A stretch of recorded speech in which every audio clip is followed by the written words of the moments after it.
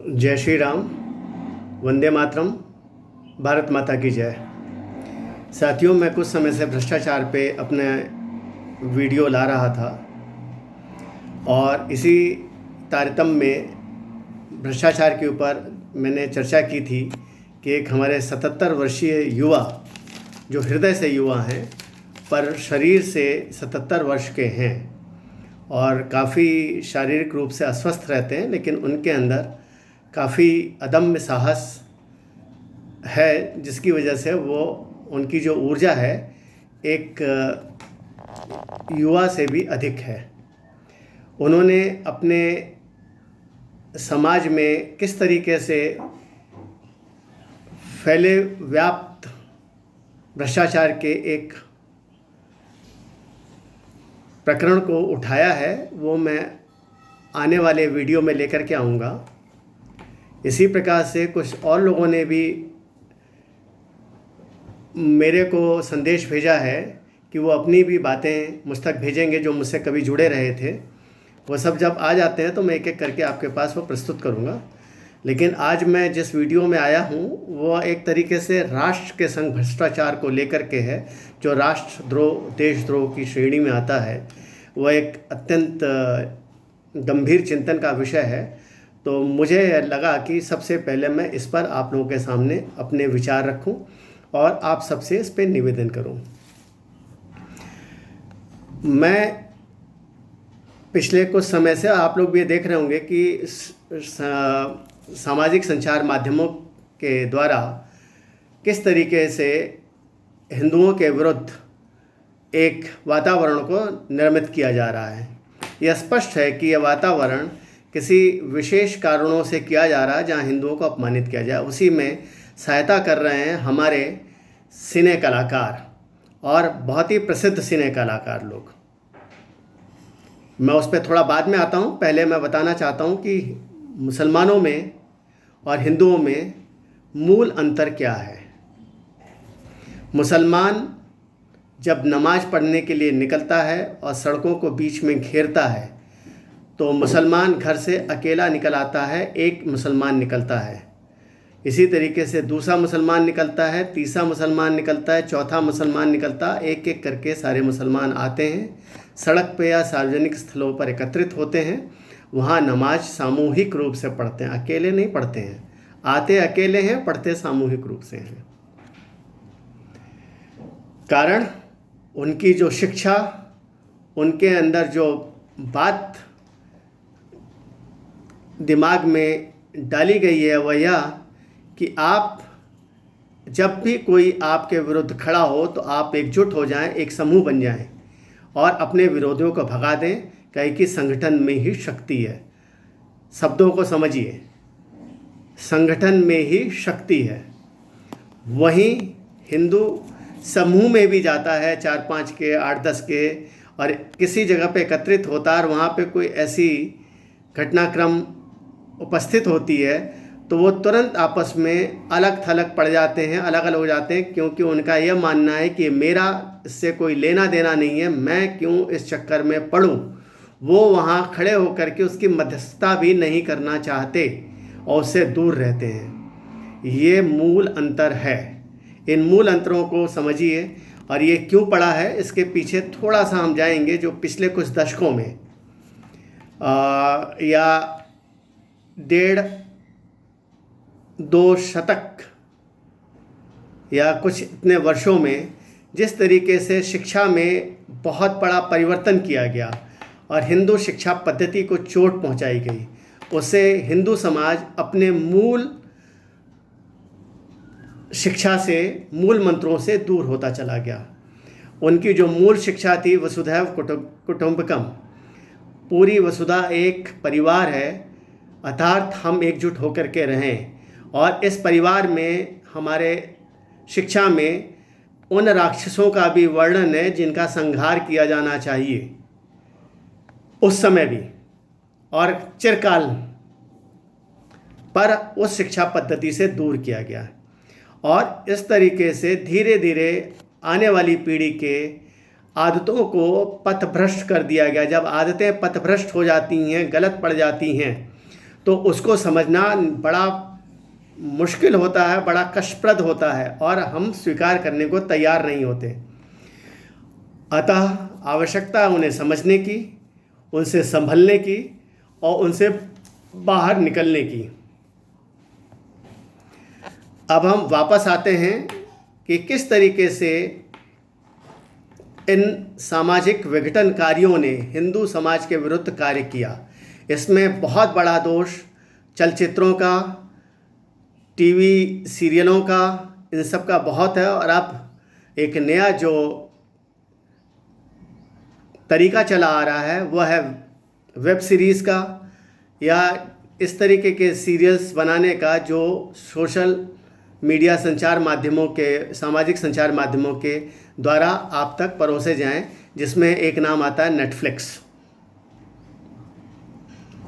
साथियों, सबसे पहले आप सभी से निवेदन कि हमारे उस काल के भी जितने भी महानायक और नायक नायिका, जिन किसी ने भी अपने चलचित्र के माध्यमों से हिंदू धर्म को आघात पहुंचाया है, अगर वह आज भी अपने इस किए का पछतावा नहीं प्रदर्शित करते हैं और क्षमा याचना नहीं करते हैं, तो इन सब का भी पूर्ण बहिष्कार किया जाना चाहिए।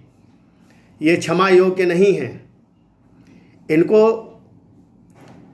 राष्ट्रद्रोह का अब आभास होना चाहिए कि इन्होंने राष्ट्रद्रोह में यह कार्य किया है, चाहे अनजाने में ही किया हो।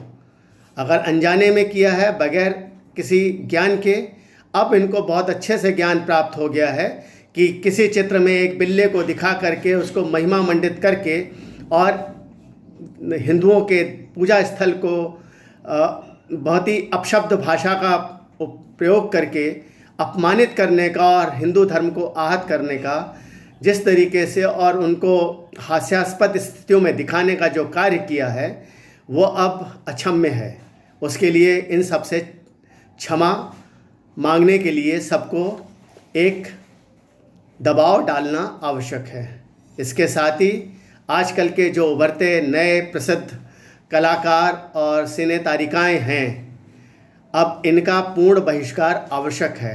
पूर्ण बहिष्कार का अभिप्राय यह है कि इनके किसी भी चलचित्रों को, इनके किसी भी वेब सीरीज़ को, टेलीविज़न सीरीज़ को, सीरियलों को, इनके द्वारा प्रायोजित किए जा रहे उत्पादों को पूर्ण बहिष्कार और ऐसी सभी कंपनियों का बहिष्कार जो इन उत्पादों का इनके माध्यमों से समाज में विज्ञापन कर रहे हैं, जिससे कि इन कंपनियों को भी यह आभास हो जाए कि अब इनके रहने से इनको कितना आर्थिक नुकसान पहुंचेगा।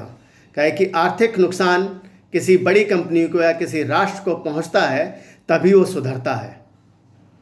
और जब ये बंद करेंगे इन सिले कलाकारों की, इन सब की जो इस राष्ट्रद्रोह में लगे हुए, इनकी आय के साधन बंद होंगे, तब इनको समझ में आएगा कि ये अपने सुनहरे रूप और माया जाल से लोगों को भ्रमित नहीं कर सकते। अब हमें उस माया जाल से बाहर आना आवश्यक है। आप ये देखिए कि इन लोगों का दुस्साहस इतना बढ़ गया है कि ये राष्ट्रद्रोह, सेनाद्रोह, सबको अपमानित करने में बड़ा सहजता महसूस करते हैं। लेकिन क्या यह हिंदू धर्म के अलावा किसी और के ऊपर इस तरीके के कहीं पे भी कोई वेब सीरीज़, टीवी सीरियल, चलचित्र मैंने तो नहीं देखे। आप में से किसी ने देखे हों तो बताएं।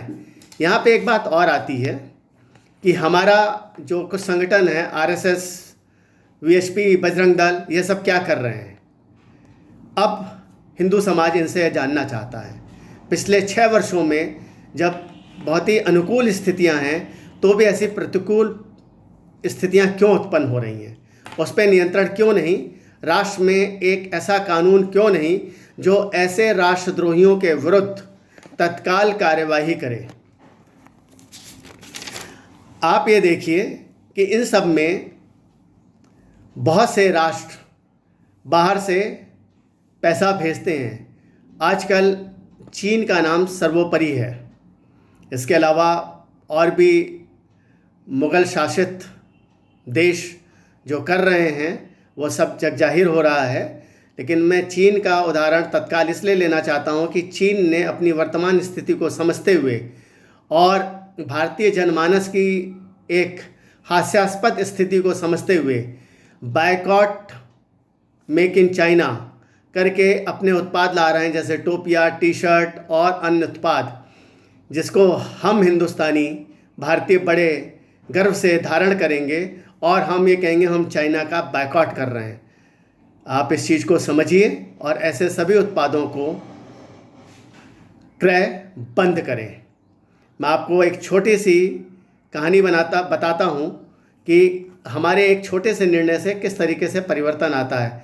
हमारे देश के प्रधानमंत्री नरेंद्र मोदी जी ने आह्वान किया है कि राष्ट्र निर्मित, स्थानीय निर्मित वस्तुओं का खरीदी करें, उपयोग करें। इसको मैं ले जाता हूँ द्वितीय विश्व युद्ध के बाद की स्थिति में, जब जापान की आर्थिक स्थिति बहुत ही दयनीय थी और वो अपने को पुनः खड़ा कर रहा था।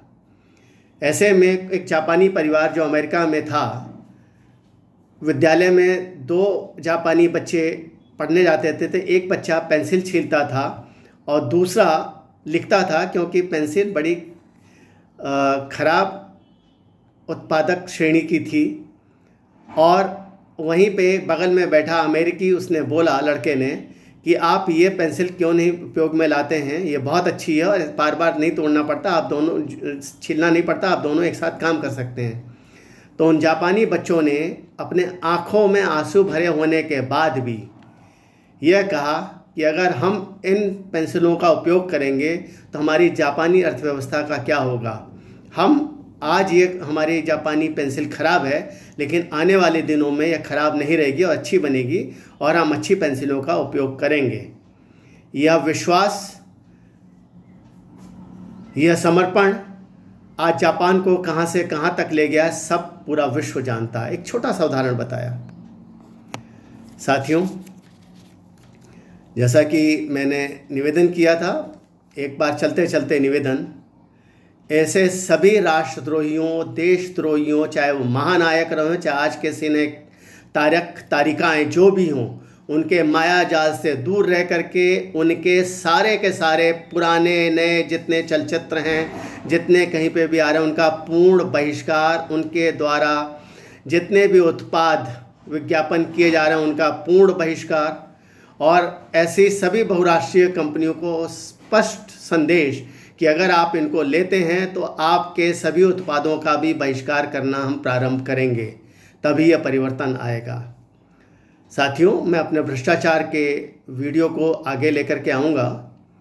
मैं विषयांतर इसलिए कर गया क्या है कि जिस तरीके से एक प्रसिद्ध परिवार की निम्न सोच की श्रेणी की महिला ने फौजियों को, देश की सेना को अपमानित किया है, तो अपने को रोका ना जा सका। इसलिए मैं आपके समक्ष इसको लेकर के उपस्थित हुआ। बहुत ही शीघ्र 1-2 दिन में मैं भ्रष्टाचार के ऊपर अगला वीडियो लेकर के आऊँगा।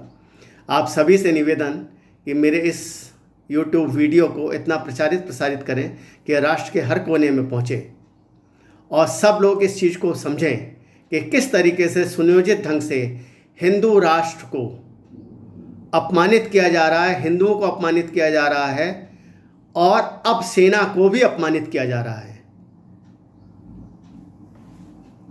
भारत माता की जय। वंदे मातरम। जय श्री राम।